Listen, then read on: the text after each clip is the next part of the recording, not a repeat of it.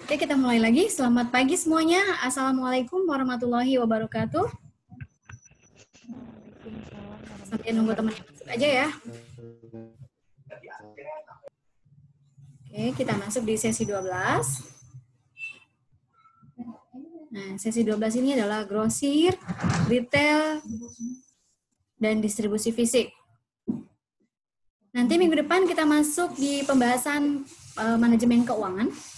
Kemudian sisa waktunya nanti kita selesaikan diskusi yang lalu mengenai tanya jawab. Jadi nanti kita pakai WA saja ya.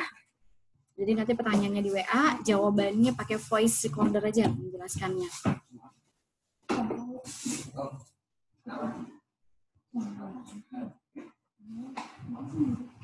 Oh ya, terkait dengan tugas presentasi kalian, kirimkan melalui Telegram. Karena di Telegram itu kan memorinya tidak cepat full, ya kan? Dan pada saat kalian presentasi, kalau kalian tidak bisa presentasi bersama dengan slide, minimal presentasi kalian bisa pakai fotonya atau gambarnya. Nggak apa-apa kalau nggak ada fotonya, misalnya kalian lukis atau gambarkan apa produknya, kemudian bisa tuliskan sampai jelaskan, tuliskan misalkan apa namanya, dari sisi kebutuhan biayanya seperti apa, struktur biayanya bagaimana. Jadi kalian bisa gambarkan. Jadi presentasinya bisa lebih baik. Jadi bukan hanya sekedar dijelaskan tanpa ada sesuatu yang ditunjukkan gitu loh. Ya. Nah, untuk yang sudah mengirimkan bagus sekali, itu gercep. Actionnya bagus, pas respon. Nah, tapi tolong ditambahkan, dikirim aja, bukan harus diulang presentasinya ya, dikirim saja foto produknya atau gambar produknya, jadi bisa dilihat langsung. Oke, kita masuk ke sesi 12, grosir, retail, dan distribusi fisik. Yang pertama kita masuk ke saluran distribusi atau marketing channel, yaitu urutan organisasi pemasaran yang mengarahkan produk dari produsen ke end user, pengguna akhir. Perantara atau marketing perantara ini adalah sebuah organisasi pemasaran yang menghubungkan produsen dan pengguna dalam saluran pemasaran. Sebentar, saya belum ambil ini ya.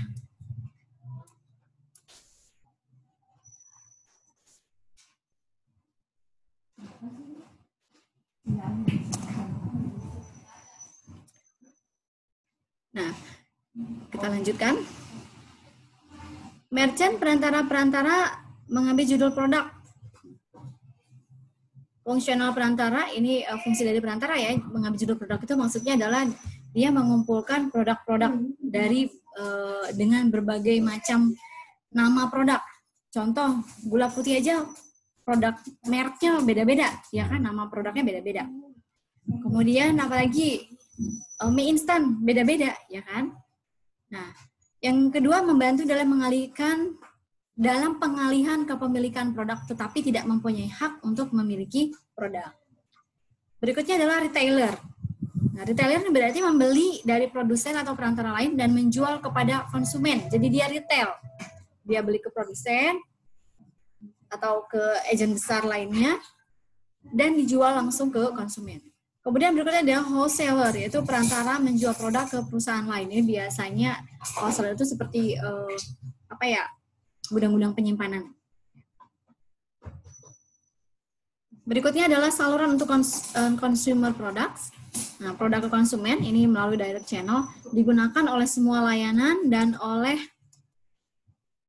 barang-barang konsumsi beberapa. Jadi tidak banyak ya. Produsen dapat mengontrol kualitas dan harga, tidak perlu membayar untuk perantara dan dapat dekat dengan pelanggan mereka. Contohnya Dell komputer, Mary Kay kosmetik. Ini misalkan produk-produk kecantikan, apa sih Kak itu namanya, apa sih produk kecantikan kulit itu apa? Iya, apa sih yang billboard yang gede banget jalan tol itu namanya apa?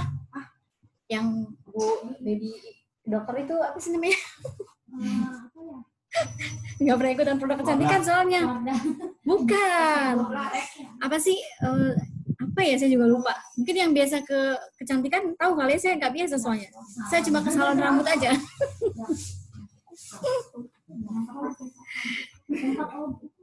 Iya, dokter-dokter kecantikan. Klinik RH, ya kan? Benar nggak? Klinik RH itu. RH klinik. Itu contohnya ya. Saya juga tahu RH klinik karena teman saya bukan konsumennya. Kemudian Promosi. bukan promosi. Selanjutnya adalah produs ke pengecer kepada konsumen. Jadi produsen ke pengecer kepada konsumen. Nah, produsen menjual langsung ke pengecer. Nah, ketika pengecer ini misalkan Walmart dapat membeli dalam jumlah besar, ya kan? Nah, kemudian paling sering digunakan untuk produk besar yang penanganan tambahan akan meningkatkan biaya penjualan, dan untuk produk yang mudah rusak atau high fashion yang harus menjangkau konsumen dengan cepat. Nah, ini dari produsen ke retailer dulu, baru ke konsumen. Kemudian produser ya ke grosir, ke pengecer, dan ke konsumen. Ini adalah saluran tradisional digunakan ketika produk produsen yang dibawa oleh begitu banyak pengecer bahwa produsen tidak bisa menangani dan mereka semua. Jadi ini karena terlalu banyak rantainya, channelnya, jadi dari produsen dulu ke wholesaler, ke retailer, baru ke konsumen. Berikutnya adalah produsen untuk agen, untuk grosir, ke pengecer, dan ke konsumen. Perantara agen fungsional yang tidak mempunyai hak untuk memiliki produk dan dikompensasi oleh komisi yang dibayarkan kepada produsen. Ini seperti apa ya? Seperti MLM ya, produk-produk khusus tertentu. Terus apa tuh MLM yang terkenal itu dari Amerika, namanya apa? Lupa saya. Yang dia menggunakan konsep bisnisnya bukan MLM berjejaring, tetapi membernya menggunakan produk itu sendiri gitu. Apa sih namanya? Tunggu. Oh iya, wah di sini ada pesertanya ya. Natur itu yang sempat itu apa ya? Apa tuh? Beauty gitu deh. Beauty gitu. Dia konsumen produk. Jadi misalkan Rinso pas saya. Iya. Ya. Unilever. Bukan Unilever, dia Beauty. Jadi dari Amerika, apa ya, saya lupa. Bukan. Ada lagi. Dia menggunakan konsep penjualan yang lebih besar.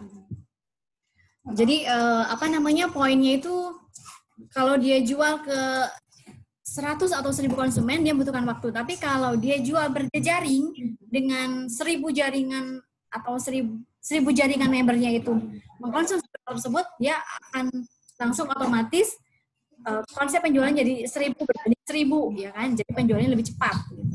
Jadi si membernya yang jadi konsumennya. Ya, itu beauty MLM juga ya, sama kayak gitu, Bu. Oh, sama juga ya? Apa sih namanya? Iya, jadi MLM bukan, Bu? Iya, memang dia seperti MLM. propolis apa ya? Dia dari Amerika ya, yang sudah besar sampai di Malaysia itu namanya apa ya? Saya lupa.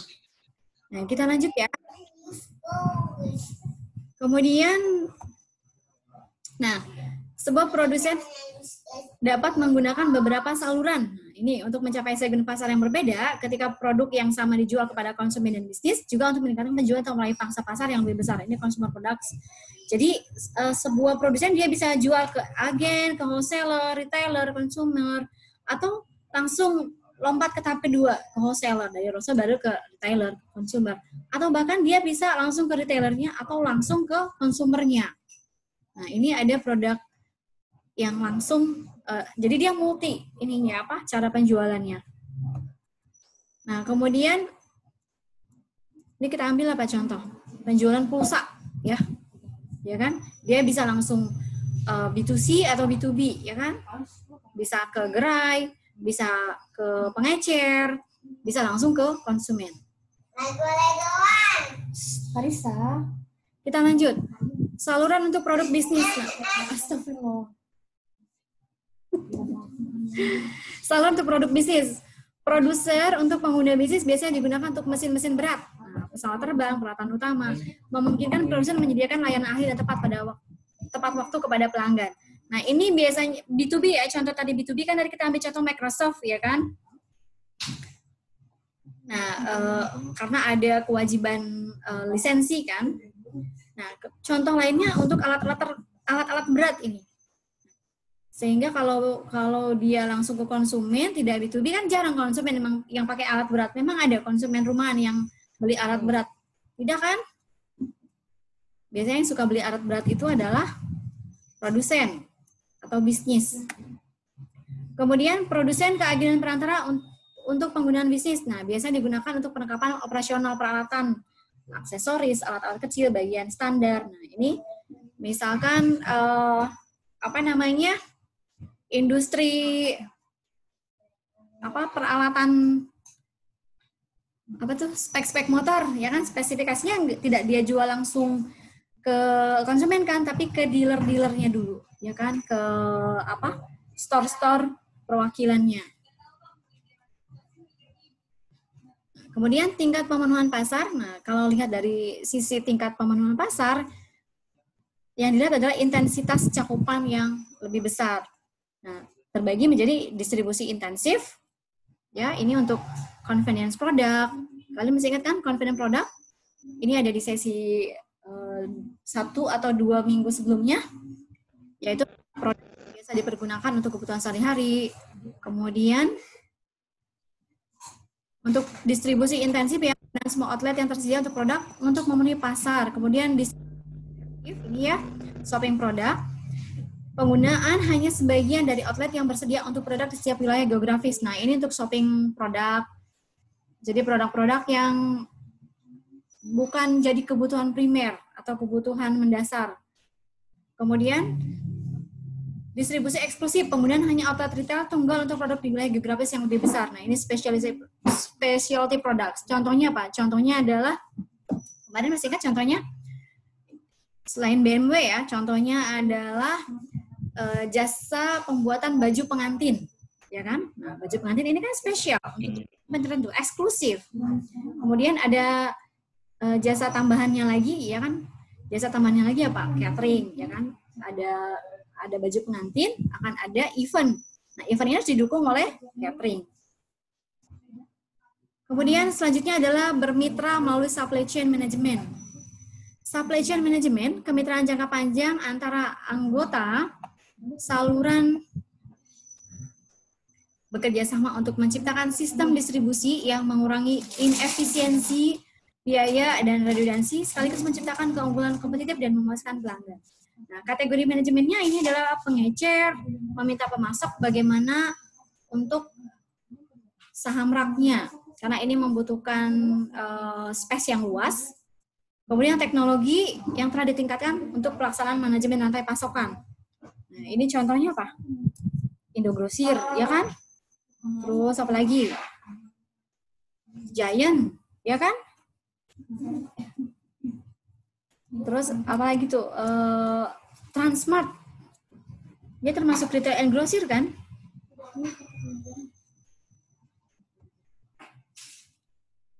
Selanjutnya kita masuk di sistem pemasaran vertikal.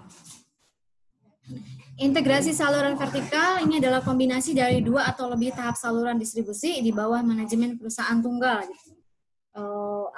Vertikal ya. Vertikal.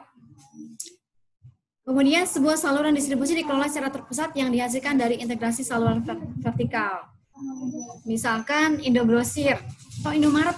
Indomaret juga sama, dia vertikal, ya kan, dari pusat kemudian ke distributor Indomaretnya, jadi ke Indomaret cabang. Diperintah, semua sudah by sistem prosedur. Salah satu anggota channel mendominasi orang lain. Ini terkait dengan kemitraannya ya, channel dari kemitraannya. Saya pernah waktu itu memang saya tidak ikut ya, tapi kita sudah pernah ada pameran franchise di JCC, nah itu ada kelas-klasternya. Atau di sini ada yang sudah berinvestasi di Indomaret. Kemudian kontraktual, nah ini berdasarkan kontrak ya, berapa lama. Oleh sebab itu kalian mungkin pernah lihat ada Indomaret di satu wilayah strategis, 5 tahun atau 10 tahun kemudian atau 15 tahun, 20 tahun kemudian sudah tidak ada lagi. Ini by kontrak. Jadi pada saat pertama kali membuat engagement-nya memang ada kluster-klusternya. Kerjasama perantara hak dan kewajiban yang diformalkan dalam kontrak.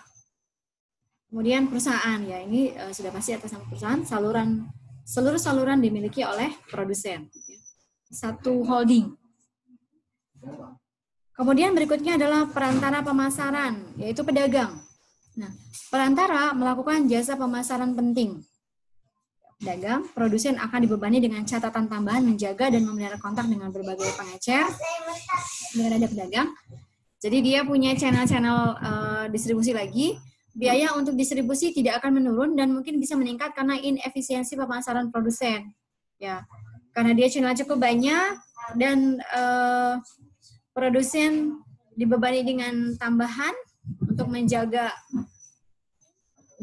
membina, untuk bisa mengakomodir regulasi kepada tim-tim channel marketingnya, sehingga ini akan mempengaruhi biaya pemeliharaan manajemen rantai pasokan. Efisiensi disajikan oleh satu perantara, ini bisa langsung ya dari produsen ke buyer, bisa multi ya kan, satu produsen bisa dia membeli dari beberapa buyer, buyer juga bisa mencari dari banyak produsen. Nah, untuk middleman or intermediary juga sama. Nah, biasanya di sini ada perantaranya. Nah, kalau ini dia terkumpul dalam satu komunitas seperti holding gitu ya, holding seperti Indogrosir ya kan. Jadi produsennya jadi satu ke sini, pembelinya juga Indogrosir. Selanjutnya adalah layanan pedagang untuk pengecer. Nah, ini membeli dalam jumlah besar dan kemudian menjual dalam jumlah yang kecil. Contoh, pedagang-pedagang kecil itu membeli ke agen. Mengirimkan barang, jadi dia kirimkan barangnya, stok berbagai barang di satu tempat, mempromosikan produk ke pengecer. Ini tenaga canvassing ya, banyak kan?